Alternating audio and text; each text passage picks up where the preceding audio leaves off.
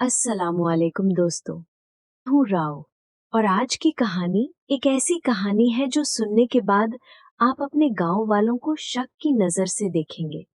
ये कहानी है एक पाकिस्तानी गांव की, जहां एक खुशहाल परिवार अचानक तबाही का शिकार हो गया, सिर्फ एक शख्स की हसद और काले जादू की वजह से। अगर आप पहली बार मेरे चैनल पर आए हैं, तो प्लीज चैनल को सब्सक्राइब कर लें और बेल आइकन को प्रेस कर दें ताकि आपको हर नई हॉरर स्टोरी की नोटिफिकेशन मिल सके। तो चलो शुरू करते हैं ये सच्ची कहानी। ये बात है पंजाब के एक छोटे से गांव की, जिसका नाम मैं इस्तेमाल नहीं करूं वजह से। इस गांव में रहता था एक फार्मर फैमिली, अहमद साहब, उनकी बीवी फातिमा बेगम और उनके 3 बच्चे। अहमद साहब बहुत मेहनतकश और ईमानदार इंसान थे। उन्होंने सालों की मेहनत से अपनी जमीन को खरीदकर खासकर सक्सेसफुल बना दिया था। उनका खेत गांव में सबसे ज्यादा फसल देता था और हर साल उनकी कमाई में इजाफा होता जा रहा था। लेकिन जैसे कि कहते हैं, कामयाबी के साथ हसद भी आता है।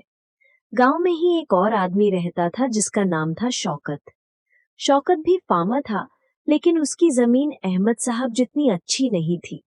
सालों से शौकत देख रहा था कि अहमद साहब का खेत हर साल बेहतर फसल दे रहा है, जबकि उसकी जमीन बर्बाद होती जा रही थी। हसद ने शौकत के दिल में घर कर लिया। सब कुछ शुरू हुआ एक जुम्मे की रात। अहमद साहब की सबसे छोटी बेटी आयशा, जो सिर्फ 8 साल की थी, अचानक रात को 2 बजे चीखने लगी। फातिमा बेगम और अहमद साहब दौड़कर उसके कमरे में गए।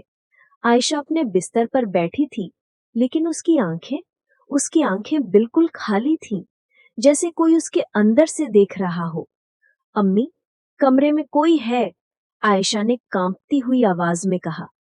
फातिमा बेगम ने कमरे में देखा, कोई नहीं था, लेकिन कमरे में एक अजीब सी स्मेल आ रही थी, जली हुई चीजों की तरह। बेटा, कोई नहीं है, तुम बस बुरी ख्वाब देख रही थी, अहमद साहब ने उसे तसल्ली दी। लेकिन अगली सुबह से अजीब चीजें होने लगी। अहमद साहब जब अपने खेत पर गए तो देखा कि रात भर जो फसल हरी थी वो सूख गई थी, बिल्कुल जल गई थी, जैसे आग का कोई निशान नहीं था। उनके पास वाले किसान हैरान थे। ये कैसे हो सकता है? उन्होंने पूछा। अहमद साहब भी समझ नहीं पा रहे थे। अगली रात और भी भयानक चीज हुई। फातिमा बेगम रात को किचन में पानी पीने गई।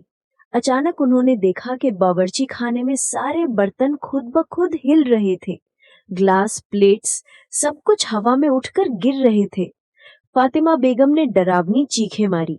अहमद साहब दौड़ कर आए, लेकिन जब तक वो पहुंचे सब कुछ रुक गया था।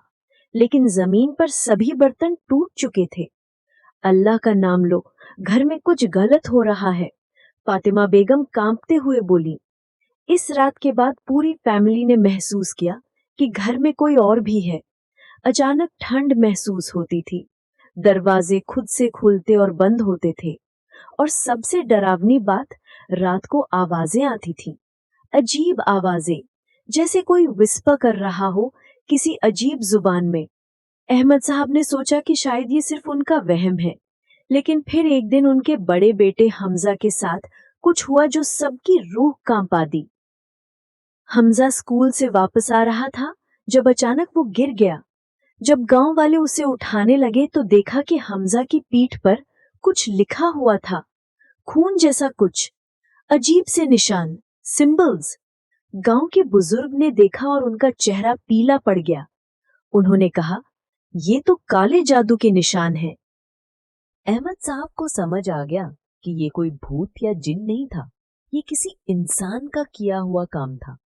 किसी ने उनके खिलाफ काला जादू किया था। लेकिन कौन? अहमद साहब ने गांव के एक बुजुर्ग मौलवी साहब को बुलाया।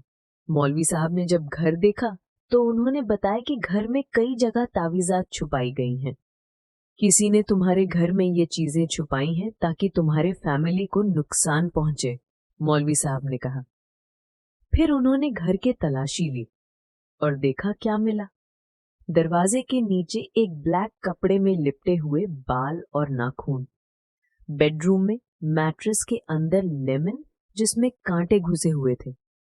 किचन में मिर्ची और राई को जलाकर दबा दिया गया था। ये सब ब्लैक मैजिक के टूल्स थे। ये बहुत पुराना और ताकतवर जादू है, मौलवी साहब ने कहा।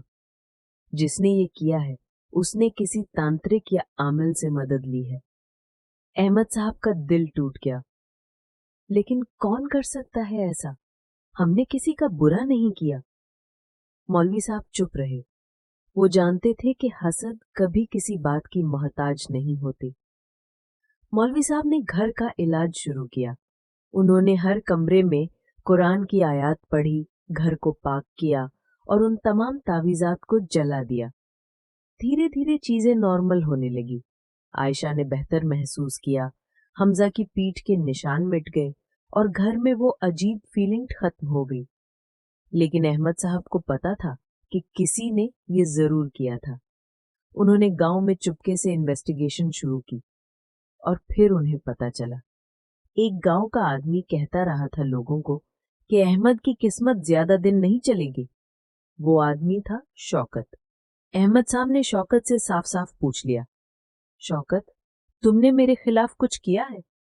शौकत पहले तो इनकार करता रहा, लेकिन जब अहमद साहब ने मौलवी साहब और गांव के बुजुर्गों को बुलाया तो शौकत टूट गया। हाँ, मैंने किया, उसने रोते हुए कहा। मैं हसद में अंधा हो गया था। मैं बर्बाद हो रहा था और तुम तरक्की कर रहे थे। मैंने एक तांत्रिक से मदद ली थी। गांव वाले हैरान थे। शौकत ने अपने हसद में इतना घटिया काम कर दिया था। मौलवी साहब ने शौकत को समझाया, हसद इंसान को बर्बाद कर देता है। तुम खुद भी अल्लाह की पकड़ में आ गए हो। और सच में शौकत की जिंदगी फिर कभी ठीक नहीं हुई। उसकी जमीन बिल्कुल बर्बाद हो गई। उसका अपना परिवार टूट गया और वो गांव में बदनाम हो गया। अहमद साहब ने शौकत को माफ कर दिया क्योंकि इस्लाम यही सिखाता है। लेकिन उन्होंने अपनी फैमिली की सेफ्टी के लिए घर में हमेशा अल्लाह का नाम रहने दिया। आज भी वो फैमिली उस गांव में रहती है, कामयाब है, खुश है। लेकिन वो रात, वो काले जादू की निशानियां कभी भूल नहीं सकते। तो दोस्तों, ये थी आज की सच्ची कहानी। ये कहानी हमें सिखाती है कि हसद कितना खतरनाक हो सकता है और ये भी कि अल्लाह की पनाह में रहना कितना जरूरी है।